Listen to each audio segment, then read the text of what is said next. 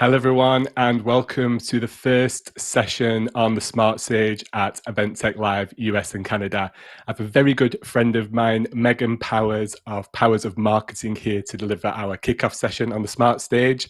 Megan, hello, how are you? Hi, I'm doing well. How are you? I'm very well, thank you. Megan, I know you've got a lot to say in this session, so I'm going to hand directly over to you right now.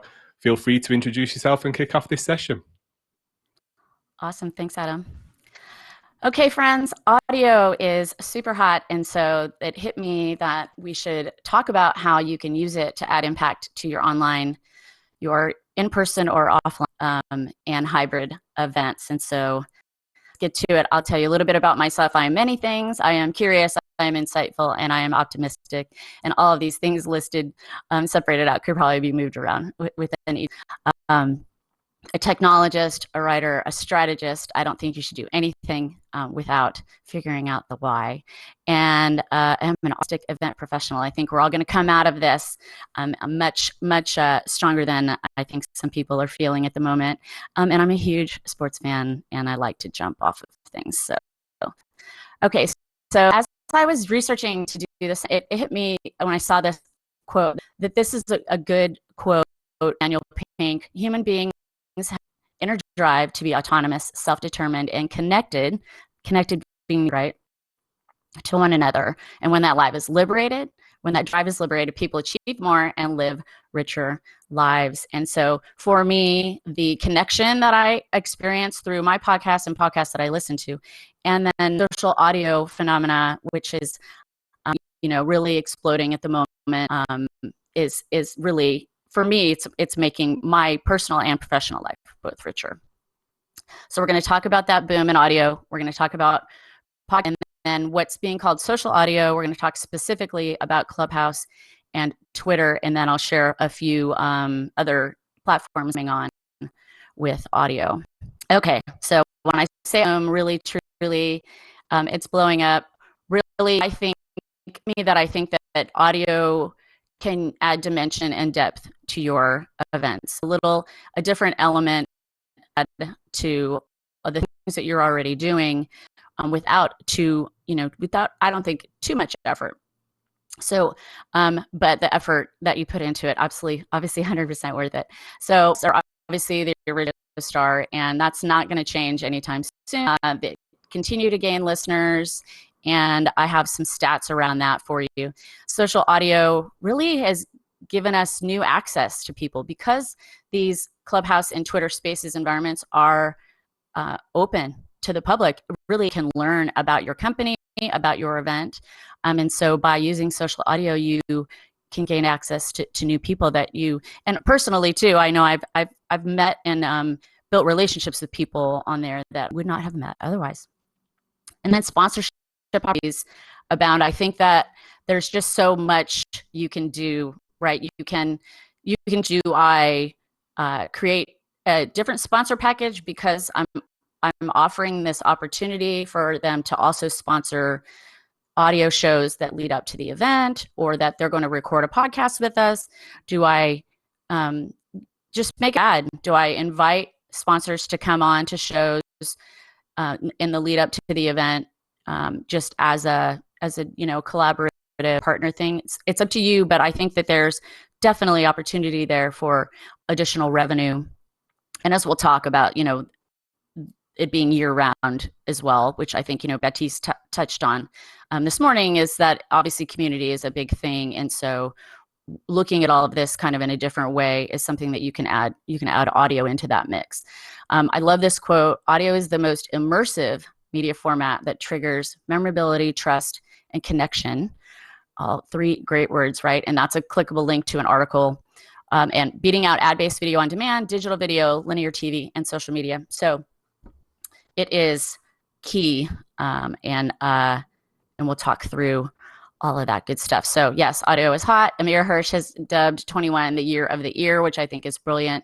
It's kind of hard to see this. So the fine print basically on this graphic is that audio, online audio, which also includes radio, AM, FM radio, but on the internet, and any audio basically played on the internet, has gone from 2% listenership in 2000 up to 62 in the US in 21. So there's been a lot of growth. So really, also is becoming more diverse. And I have a graphic in a few to show that, but also not just diverse in terms of the people, but in terms of race and ethnicity, but also age. And we'll talk about that. And really, it's a new frontier that makes consumption of it super flexible. So I wanted to just share, I had a Clubhouse that was so engaging, and I needed to take a walk. I listened on my walk. I talked a little bit on my walk, but for the most part, then I just listened, and then I made dinner, and I did my dishes, and I took a shower, and then I got back on and engaged more. And so I just wanted to highlight that as an example. People get really engaged, and people get into the content on there. So this could be your content as well. And then I want to just touch quickly on rules in Clubhouse Spaces. You are allowed to record so long as you indicate that you're recording. So it should say in the title of the session or the room or this, and then also you want to have a host or moderator reiterating that throughout. So anyone who joins your room, that if they speak, that they'll be recorded, and that could potentially be shared. And the average time spent just keeps going up. They project by 22 hours and 37 minutes per day, which could be your content as well. So I'm not going to go through all of this, but I just wanted to highlight that, yes, people have a ton of reasons that they're listening, that they are digging audio. And obviously multitasking is at the top of that list. Not a surprise, obviously, for me. And then, you can listen wherever you want, all of these things. So I'll let you go through that. It's hot. Diversity. Diverse podcast audiences are growing by 5xx, since 2010. And this goes up to 19. And so clearly it's probably grown even more since then. And then as you see here, the podcast audience growth rate is it's potentially double between from 14 to 23. So people are listening. All right, podcasting. If you don't have one, this may or may not convince you to have one, but I just wanted to share a few more stats. Podcast listeners are more likely to follow a company's brand on social. So it could have, whether they find you on the podcast or they from social find your podcast, it could be either, but I saw a stat, I think, that said like 94% of people find podcasts through social media. And so definitely make that part of your mix. It's up to 57% of the population that's listened. People listen to an average of 7 shows a week, so that could be yours. 80% listen to almost the whole thing, which I find freaking awesome. And then 55 and up age bracket has gone up quite a bit in the past year. All right, so I really think that, just talking to, how do they go with your events? Podcasts are something that obviously it's thought leadership, right? But it's also an opportunity for you to drive registration, sponsorship opportunities, whether it's a read ad, from the host, or you have the people from that business on, definitely revenue opportunities there with a podcast. They'll help you keep in touch with your members, your customers, your prospects. If you're providing valuable content that people want to listen to, then that adds value to your brand. And then if you're doing some of them live, engagement and community is definitely, you hopefully are engaging them, but in terms of the back and forth, listening is just one way, right? If you're just listening to a podcast, but if you provide other opportunities like using social audio potentially to record some of your episodes, then you also engagement within your community and can grow that. All right. How do they go with your events? So basically, they're also, think of it this way, that they're in your ears year round. And we've been talking a lot about how, some of you have heard me talk about my master's thesis that I did on online versus online, offline versus online within the context of trade shows. And the solution really was that it's not one or the other. It's both. So now we talk about before, during, and after, continuing those conversations, continuing to build community. This podcast helps you stay in touch with your membership, with your customers and prospects, throughout the year. It gives you a chance to tease your speakers. I would say that you should include this in your speaker agreements so that your speakers are anticipating being involved in helping. And I have some of that where, events that are actually doing that towards the end. And then, you can on-site for the people in person and for the hybrid attendees, right? For the people who couldn't be there in person, think about, a keynote walks off stage and they walk straight to a booth or to a room where you have audio gear set up. And then instantly those people who weren't in that or who were both, can ask that speaker questions. And so it gives you a chance to, I think you don't have to do it right after. You can schedule it. I think, speakers, when they walk off stage, are typically, that's when their energy is really up and they're pumped and everything's fresh. And so I just think that there's huge opportunity there for using your on-site experience to create buzz, but also you can record. I've done the last 2 Event Tech Live sessions that I did actually were actual podcast recordings. So it was bonus. So you can make it bonus episodes or get, just your standard regular shows that you're doing. So to recap, again, it's not just for events, really events. It's a year-round effort. Work with your membership team, your team, create a strategy around why you're doing. I'll talk more about strategy in a bit, but definitely want to get everyone to collaborate and get on the same page about, what performance indicators, what are you trying out of it, and plan your episodes around what your customers want. It is not about you, it is about them. And no podcast survives without adding value. So definitely do that. Being consistent is super important. You can't just one per month, but I will tell you it'll be harder to action on your folks that are not already connected to you. So the people already not on your list or following you on social media, really, if you put one per month, you'll get found faster. And then reuse, repurpose all of this content. Transcripts from your audio should be made into blog posts. You can create social media posts out of it, audiograms. My marketing for all super pumped about Descript.com right now as a tool to use to edit and repurpose. And so check that out. That's linked to also from here. I do have a QR code at the end, so you'll be able to scan that and get this deck straight away. So no worries there. Okay. So on to social audio. I will say right now it's mobile only mostly. So and they are Clubhouse and Twitter Spaces are both available on iOS and on Android now.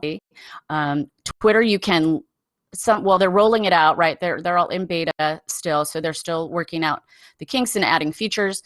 But you can listen. Some people can listen to Twitter Spaces on desktop, but right now you can't interact. You can't speak. So really, I would just for now use your phone. All right. So really, Clubhouse was not the first audio. Other audio things were possible, but really in this way, this social audio way, Clubhouse really was the first out of the gate.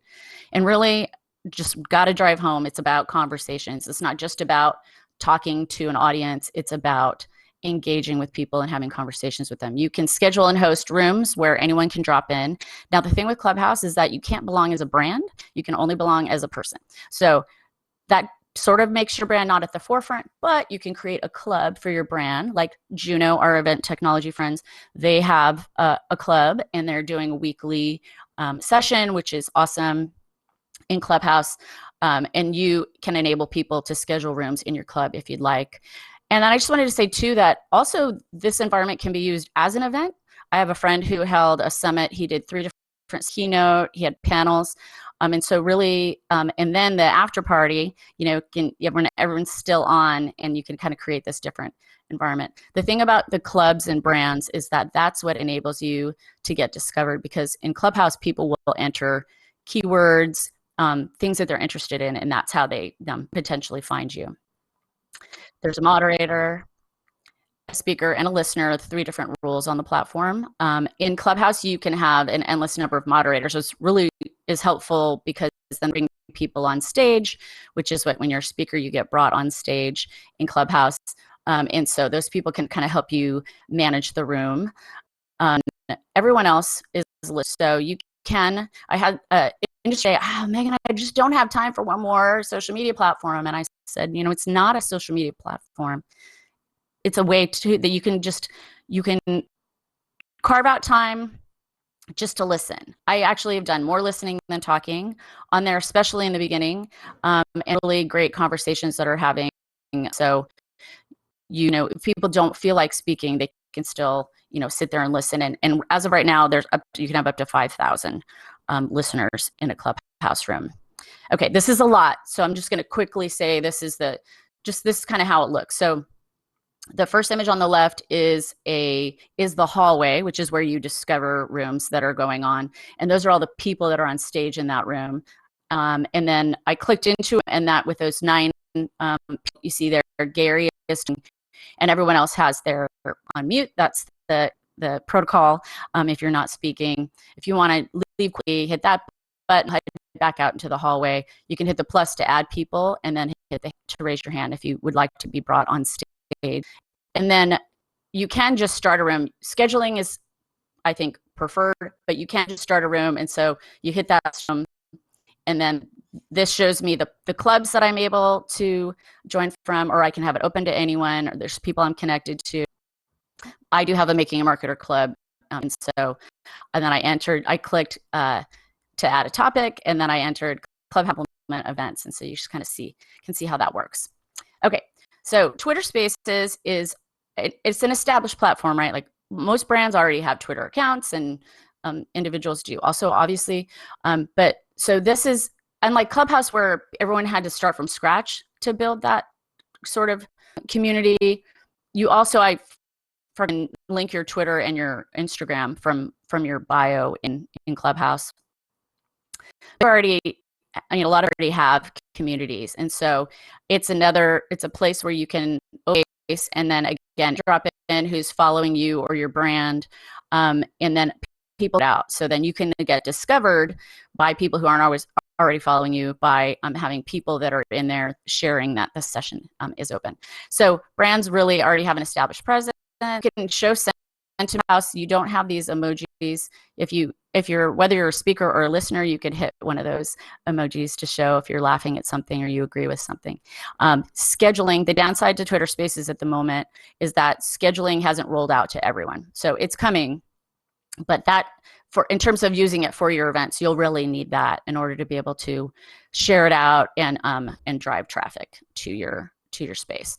So on Twitter Spaces, you're not a moderator, you're a host. And right now you can only have one. So it makes it a little bit more challenging for that person to manage the space.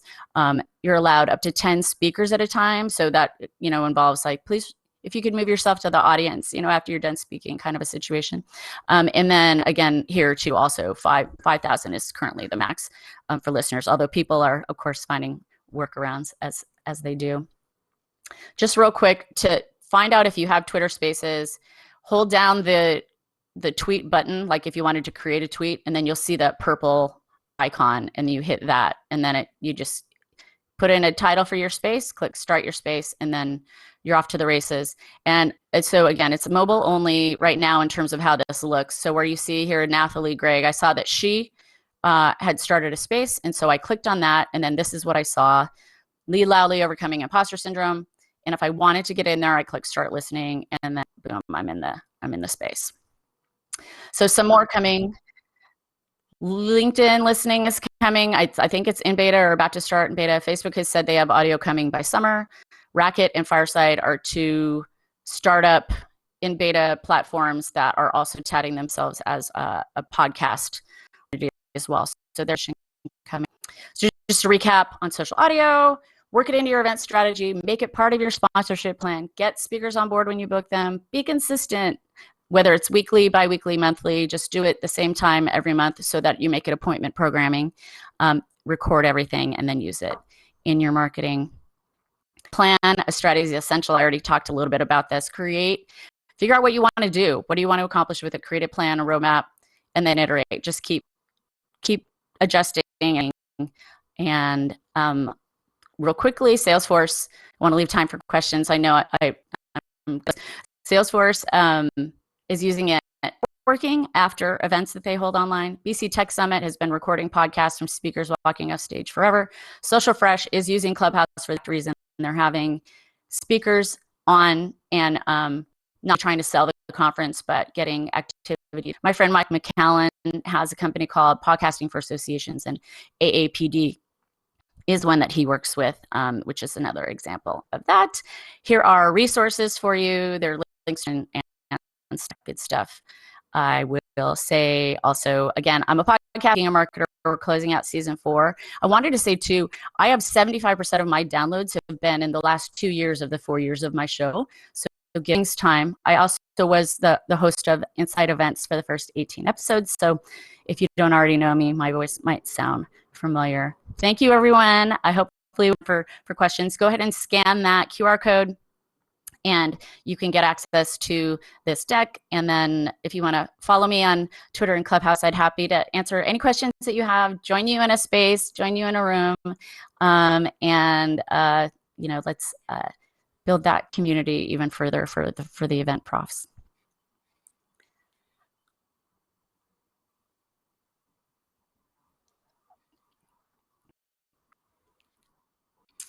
Megan, fantastic session. I learned a lot there. I didn't realize you could actually record a Clubhouse as long as you let everybody know. I thought it was just in their terms and conditions, no recording, no audio. So learned something totally new there. Thank you very much for that. Yeah, I think it was the case in the beginning, but it's people are recording and they're not getting kicked off the platform. So it's you just have to be clear that you're recording it. No, I think I like the idea that it's like almost sometimes Chatham House. You can be free to kind of say what's on your mind and have no, I guess, fear of it kind of getting out there or maybe getting back to employers and things like that. But I guess, some people do want to listen to that audio back, right? They don't necessarily have the time to jump into that particular session. So it's good to know that they can grab that content as a piece of evergreen content kind of afterwards. I've got a couple of questions for you. Anybody who's watching, listening now to me and Megan, please do ask some questions in the chat and also the Glissa Q&A as well. But Megan, you mentioned there's a value to sponsorship for audio, for event organizers, people that are producing this content out there. Have you got any advice or any ideas about how somebody would maybe go around determining the value of that sponsorship? How do they pitch it, and how do they work out the value to pitch that at? Have you got any advice there? So I think it's tough because it's so new, and I would do some research on. Well, podcast advertising is other animal in itself, and so sponsoring a podcast is just something that I think start with an idea. You start with a okay, maybe only extra $100 or whatever it is, or maybe it's only you can only get this if you're in a certain tier of sponsorship. Now, how you price that, I think, it's going to be individual based on your organization. How you normally price sponsorship, and so I think I would just play with that. It start out, with maybe we just for free, or maybe we add upgrades, and then see how that works and see. I think it's just another tool in the toolbox. You know what I mean? So I think anything else that you're already providing, just that this could be, in addition, that will give them more exposure. And again, it's not to people at the event, it's to anyone who gets in that or listens to that podcast or gets into that Clubhouse room. Yeah, I totally agree. I've got one other question for you.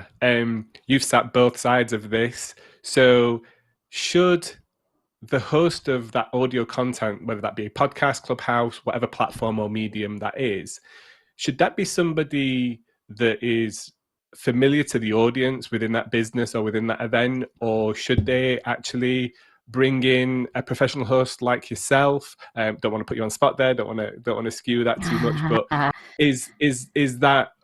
I guess maybe I should ask that question slightly differently. When should they have somebody that's familiar within the business, and when should they bring somebody in that's professional like yourself? So this is a great question, and I think it's something that having someone who's known can be. So I think having someone who's known help build your listenership and hopefully get more people to share it out and that kind of thing. So I think that having a professional and you can also from the industry that that coaches, and like I mentioned, like you get better as you go too. So no one is as good on their as they are. Like I'm recording episode 83 today of Making a Marketer. I am much better now than I was, on that first episode. So a lot of it comes down to just being comfortable, and also prep. So are you requiring that host to also be the one who is helping you produce it? Getting the guests, and because that can help. If it's a known person in the industry, that'll help you get guests as well, which is important, right? Because people want to listen to the people who are on the shows. Yeah. That's great advice, Megan. I think that really nicely brings us to the end of this session. I personally want to say thank you for making the time and coming and talk to us and the audience about the horizon and the value of audio and the different ways that we can incorporate into that into our event strategy and our community engagement strategy. So thank you very much again. Audience, if you liked what you saw and heard of Megan, please do connect up with her on the platform today, and we'll see you in the next session. Thanks so much. Good next 3 days.